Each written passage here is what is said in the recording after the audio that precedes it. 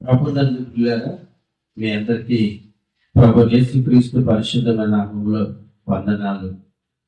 దేవుని బిడ్డలారా, దేవుని దీర్ఘ శాంతము చేత జరుగుతున్నటువంటి ఉదయకాలంలో ఆ పరిశుద్ధమైనటువంటి దేవుని నోటి నుండి వచ్చినటువంటి అనేకమైన మాటలలో ఒక మాటను బట్టి మీ ముందుకు నన్ను తీసుకొచ్చినటువంటి ఆ దేవునికి నేను కృతజ్ఞతలను.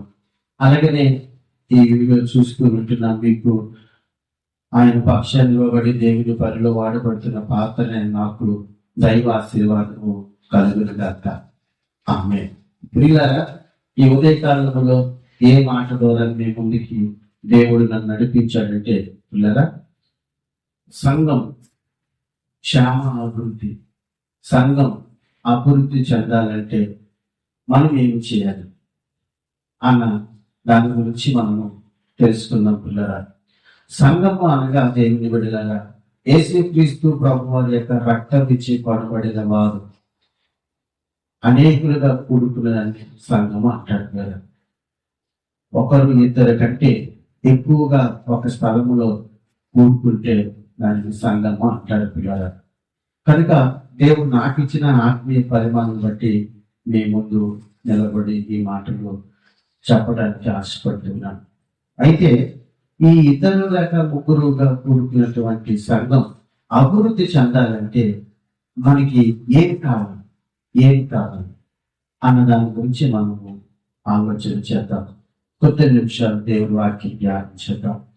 పిల్లల, దేవుని మహాకృపలో సంఘము అభివృద్ధి చెందాలంటే పెంతెకొస్తె పండగ రోజున, క్రీస్తు శకము పెంతెకొస్తె పండగ రోజున ఆ మహాదేవుడు పంపినటువంటి పరిశుద్ధాత్మ దేవుడు ఈ సంఘముగా కూడుకున్నటువంటి వారి మీదకి రావాలి.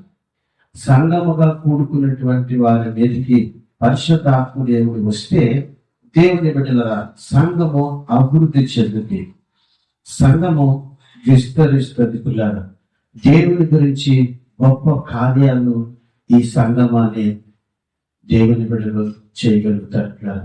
కనుకనే దేవుని బిడ్డలారా, పరిశుద్ధాత్మ దేవుడు మరి దేవుని మహాకృప చేత ఈ భూమి మీద ఉన్నంత కాలము కృపావరాలను బట్టి సంఘం అభివృద్ధి చెందింది. పిల్లలు, కృపావరములనేవి ఈ భూమి మీద ప్రస్తుతము జరుగుతున్నాయని నా విశ్వాసం. పిల్లలు, కనుకనే పరిశుద్ధాత్మ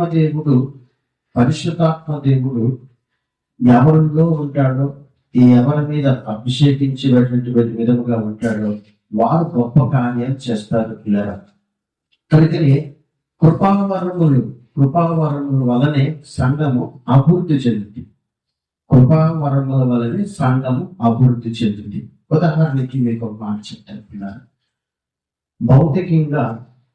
భౌతికంగా మన ఇల్లు డెవలప్ అవ్వాలనుకోండి, ఇంటిలో వారు చక్కగా దేవుని కృప చేత ఎవరి వంతులో వారు పని చేయాలి.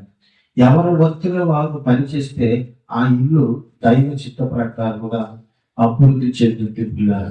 అలాగనే ఆత్మ సంబంధమైనటువంటి ఈ సంఘము అభివృద్ధి చెందాలంటే, అనగా దేవుని కూడా ఈ ఒక్కరు ఇద్దరు విస్తారముగా ఉండాలంటే కృపావరాలు అవసరమవుతున్నారు. కనుకనే ఈ కృపావరాలని మనం పొందుకోవాలి. పిల్లలు, ఈ కృపావరాలను మనము పొందుకుంటే సంఘము అభివృద్ధి చెందుతుంది. పిల్లలు, కనుకనే యేసుక్రీస్తు ప్రభువు నామములో ప్రార్థన చేసినటువంటి మనందరము కూడా పరిశుద్ధాత్మ దేవుని ద్వారా ఈ కృపావరములు పొందుకుంటే మనము అభివృద్ధి చెందుతాం, విస్తరిస్తాం, దేవునికి మహిమకరమైన ఘటనలుగా ఉంటాం. పిల్లలు, కనుక దేవుని యొక్క మహాకృపలో మనమందరము ఈ సత్యాన్ని గ్రహించి సత్య సంబంధులుగా జీవించాలని దేవుడు కోరుకుంటున్నాడు. అతి భాగ్యము మనందరి పట్ల దేవుడు జరిగించుగాక. ఆమేన్. మీ అందరికీ వందనాలు. Praise lord.